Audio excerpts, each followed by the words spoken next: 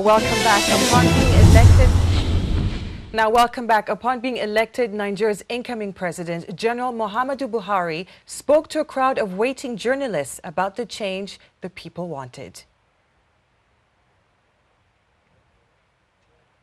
Well, I guarantee he did, but we're going to have to talk about that change ourselves. Here we go. 5:15 yesterday evening, President Jonathan called to congratulate me on my victory. For this, I want all Nigerians to join me in congratulating and appreciating Mr. President for his statesmanship. The people have shown their love for our nation and their belief in democracy. The declaration of INEC accurately reflects the will of the people.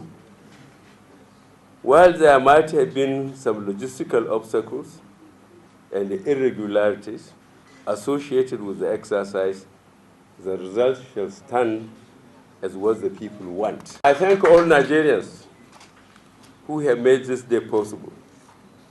Our country has now joined community of nations that have used the ballot box to peacefully change an incumbent president in a free, fair election. To me, this is indeed historic. President-elect Muhammadu Buhari. Nigerians, this man will be your president in 2 months' time for at least 4 years. What do you think? Do you like the cut of his jib? Does he represent the whole of Nigeria? Can you get really enthusiastic about him? What do you think about the war against corruption and the war against Boko Haram that are surely coming?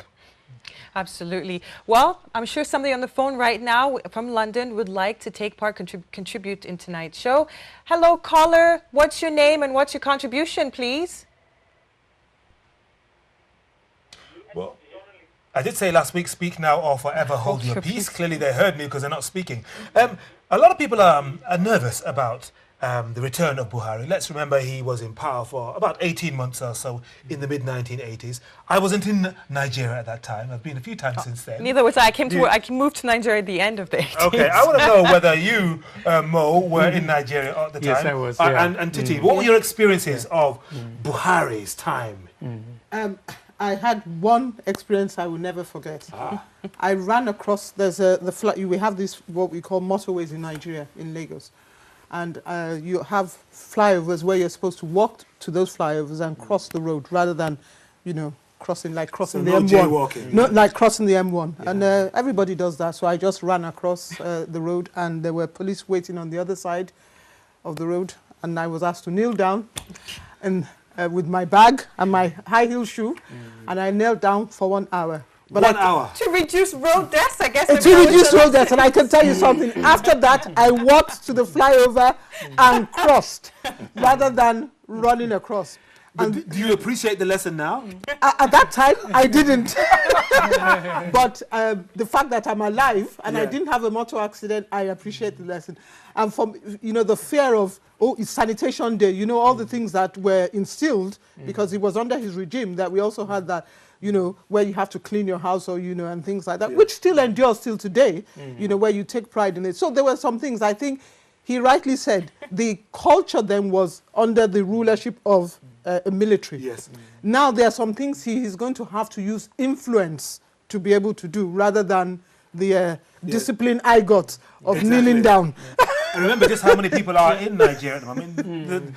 The often quoted figure is 173 million. Yeah. But I believe, and I read somewhere, that a figure for 185 million may be quoted come the 1st of July this year. Nigeria's population is growing by around 3-4% every year. So it's got a huge task ahead of him. But Mo, did you have such an experience as kneeling down as well? Yeah, I really had. To be honest with you, as at that time, people were complaining, about the fact that drug pushers, were being imprisoned, corrupt people were being imprisoned, 500 businessmen so approximately during that time. But at that time, you see, Nigeria was climbing, the top ladder in drug trafficking, and he had to do something about it. And after a few months of taking over power, it all went quiet. But he's Then known. it's He's Nigeria. known for having a poor human rights Well, record. human then. rights. Of course, we've mentioned military rule. Yeah. Do we see a different type of General Buhari now? Well, to be honest with you, see, there is a misconception, as far as that is concerned.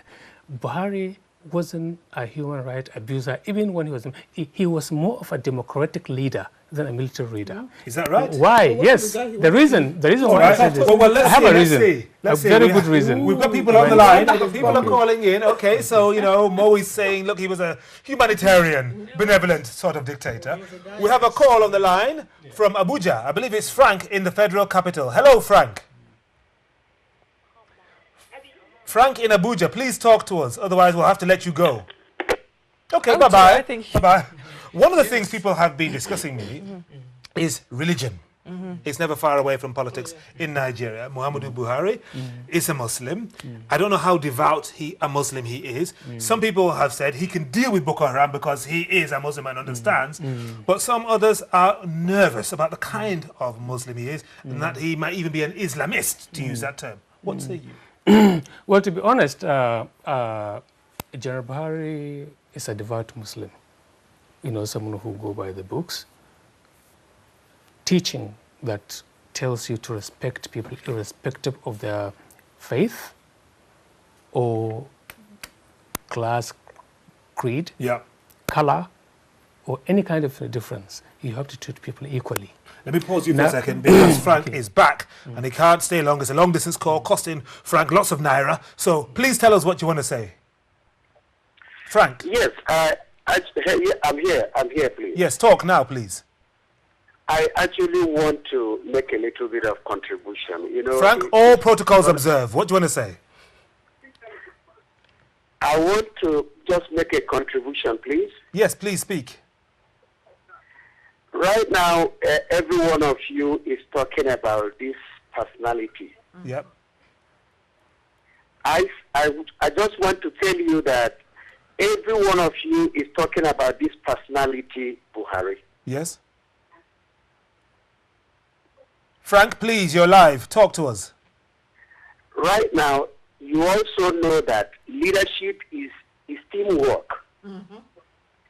Somebody just talked about the platform through which this personality came on board. And that is very important here. Okay, Frank. Well, thank you very much indeed for joining us from Abuja. That's Frank. I do want to touch upon what you said. Do you think that Buhari's got a huge task to overcome, can overcome Nigeria's religious and ethnic, front lines? Yes, I am confident that Buhari is a unifying factor. Buhari has an agenda to unify Nigerians, irrespective of your religion or tribe. How is he going to do that? Well, he is going to do that by setting an example, because a leader, it depends on how we know he rules. But a leader who has the zeal to bring people together, he has already said it so many times, that Nigeria belongs to everybody. And he knows that his main problem is security. And before you can go into that, you must tackle the causes of it. Now you have to eliminate tribal and religious sentiments from the minds of people, and then by being fair to everyone wherever they come from. And then you see, if you look at the issue of Boko Haram, the Muslims are the receiving end. You see, 10 times more Muslims died, then Boko Haram was no respecter of anyone. Christians, Muslims, children, women, name them. They just go for you. They kill, they maim, they impoverish. But these guys, before the foreigners came from outside Nigeria's borders, these guys were living and walking among the Nigerian communities in these northeastern states. Yes. So what was it that turned them, that flipped them to start massacring their brothers and sisters, mothers and fathers? The wrong approach by the Jonathan administration when he took over power. If Jonathan had employed the right tactics to deal with Boko Haram at that time when they were young, that would have been put to rest, and we would never have had this problem by today. What were the tactics to you? Was that the stick or the carrot? Well, it could have been a combination of both. When they arrested the guy called their leader, Mohammed Yusuf, what they should have done was to use him to destroy the organization. But when they killed him, and then started attacking the others. They spilled out, they went wild and started arming. Some of them went outside the country and started getting training. Well, we're going to have to think about that and work out exactly what the implications for those failures might be for how Buhari handles it from now onwards. Of course, but at the moment we do have a caller from London. Bamidele, hello Bamidele, what's your contribution tonight? Hello, good evening, how are you? Fine, thank you, how about you? Yeah, I'm fine, thank you. Great, please go ahead with your contribution, you've got 60 seconds. Yeah, I have, first of all, I have to congratulate General Buhari, but I'm a bit diva from what people have been saying. But I would definitely give the General, our new president, the benefit of doubt, because I'm not a young Nigerian. I was very well aware of his administration when he was a military president. It was not really good. Corruption was very rife, especially through license import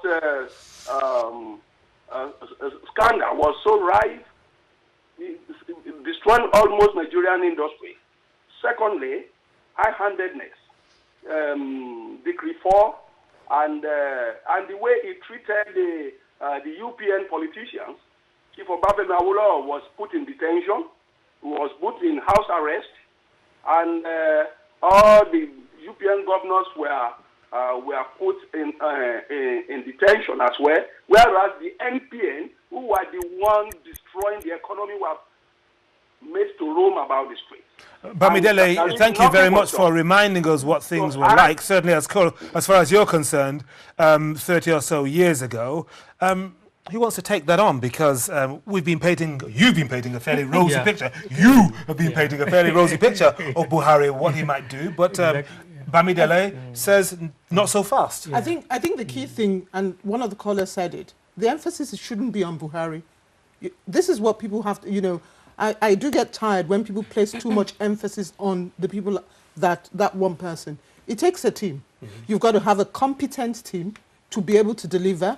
The expectations of Nigerians are not that exactly high, because when I go home, people say, oh, we thank God we had light for 2 days, when actually you should have light every day. If people have, when I was growing up in Nigeria, people have good education, not bad education that they can't get jobs with, good education, health, security, employment, I can tell you a lot of people will be satisfied. And that's something Buhari said he will do, tackle youth unemployment. That's where the emphasis has to be, and that's what Buhari, he said, change. That's what the team have to deliver. Otherwise, they will be booted out in 4 years. That actually, the emphasis has to be on that. And at the moment, a lot of the emphasis is on what he did in the past.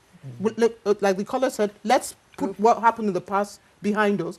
If the people that, one of the good things about this election for me was, before the election, Saturday, you had all these prominent Nigerians coming out from every part of Nigeria. We've endorsed this candidate. We've endorsed that candidate, whereas they only have one vote. What it showed to me that you can endorse whoever you want. If the people want to do, they will decide who they want to vote for. And that's the most important thing. Real quick, Mark, because we want to take the tweet that's coming in, so real quick. Well, go ahead, respond real quickly. Yeah, to add to that, you see, if you, he was talking about, the fact that, European governors, and other chieftains, were kind of imprisoned. They were not imprisoned. More of that time, NPN stalwarts, were in prison. Let's not forget about Omori Duko. It was the same man who wanted to bring... in a crate. Exactly, in a crate, by any means, he wanted to bring him into the country to face justice.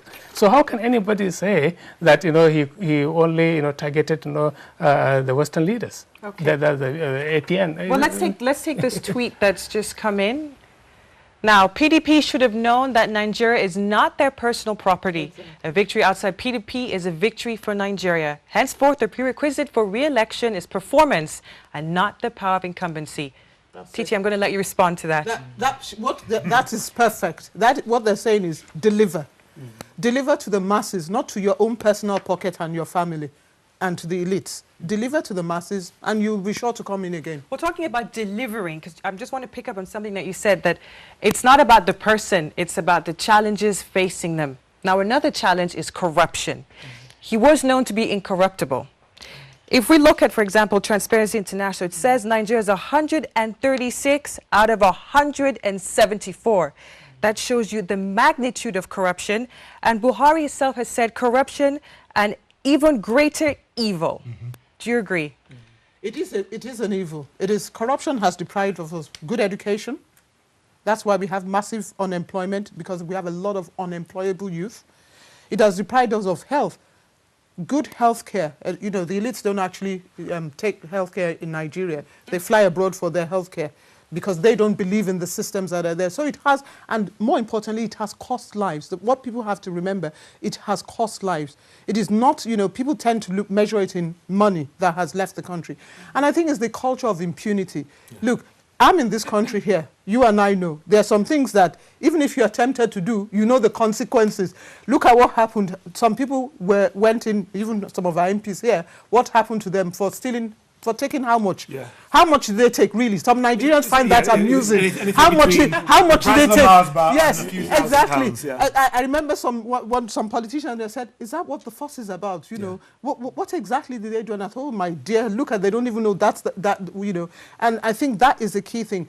So, like you said, it is demonstrating by example at every level, because, of course, when you go to Nigeria, corruption starts from the bottom and it goes, you know, down to the top. You have to line people's pockets to move sometimes. Okay, well, quickly, I'm going to take another call before we go to break. I think we did, we lost that caller. It seems like we've got the caller. Hello, Mickey from Manchester? Yeah, I'm waiting. I'm on the line. Very quickly, 60 seconds, because we're going on break shortly. Okay. Can I speak now? Yes, you've got 60 seconds. Okay. I'm very happy that Nigerians have shown that they have grown up now, because all have been seeing that what they are doing now, we are happy. But what is it going to end to hit? That all the money they have stolen, are they not going to take the money back from those chiefs? Well, this is the thing, you know, I mean, Nigeria should be an extremely rich country. It really should be. All this huge oil wealth. Yeah, go on. Okay, let's let Mickey go because we're fast approaching the break. But Nigeria should be a hugely wealthy country. It's a happy country. If you look at the Gallup poll of, I think it was a UN poll done by Gallup of happiness around the world, Nigeria was the 5th happiest country after Rwanda, Mauritius, Kenya, and South Africa. South Africa, yeah. That's right. Oh, no, maybe no, Nigeria was 4, South Africa 5. Africans are happy. We are happy, but we have to be more than just say we're happy, Yeah, exactly. Hey. You know, because at the end of the day, you know, if you look at it, you see, this is a country with a lot of resources. Not only oil. Agriculture, that's right. Yes. You know, the money is there, but the problem is, you know, the way people sit on that money, eat almost everything, living, you know, people, you know, completely poor. Yeah, because nearly half the population living below the poverty line. Exactly. That's you budget, you know, certain amount of money, you know, 100%. Hardly, you know, you get 50% going into that project. So this is one of the problems we have. Tremendous. Yeah. Mo Abdul Kadir, thank you very much. We're going to let you go now because in the interests of gender equality and diversity, we're going to replace you, and not Titi, after the break, okay, with Chidi Obihara, an economist and former investment banker. Thank you. All right, now it's time for that quick break, and when we'll be coming back, we'll be looking more at the security issue. See you in a minute.